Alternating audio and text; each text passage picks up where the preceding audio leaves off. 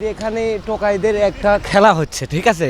এখানে অনেক কিছু হয়, টোকাই শুধু টোকাই, টোকাই ছাড়া এখানে কিছু নাই, শুধু টোকাই।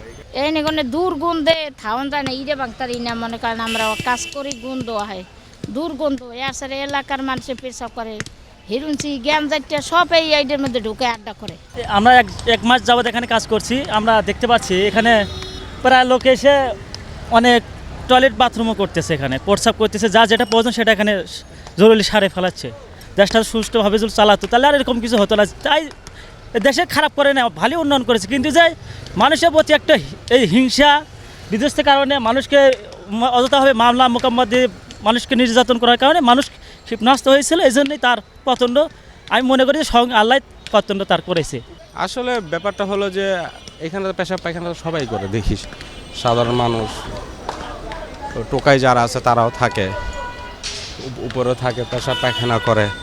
আর এটাই তো দুনিয়া, একসময় একজন চাকচিক্য থাকবে, আর সময় থাকবে না। আর যার যেমন কর্ম তেমন ফল। দিন শেষে তো আমরা দেশবাসী সবাই জানি তারা উপরে উঠটা অনেক কিছু খাওয়া দাওয়া করে, চলাফেরা করে, টোকাই বলা বাইনি। এটা কি দেশের পরিস্থিতি, দেশের নীতি? এটা একসময় আওয়ামী লীগের মূল কার্যালয় ছিল। এখন আমরা শুনতে পাই বা দেখতে পাই এখানে হিরোইনচি বা আজে বাজে লোকজনের বসবাস আনাগোনা করতেছে। হ্যাঁ, তবে যারা অবৈধ লোকজন আনাগানোর লোকজন হিরোইনচি করে, এগুলো আছে আমার মতে ঠিক না। হ্যাঁ, এখানে একটা পার্টির কার্যালয় ছিল, এখানে সরকার সুন্দর পরিচ্ছন্ন করে অন্য কোনো কিছু করতে পারে। বাজে লোকের রাস্তা না বা এখানে আনাগোনা করবে, এটা আমার সাধারণ মানুষ হিসেবে এটা আমি সমর্থন করি না।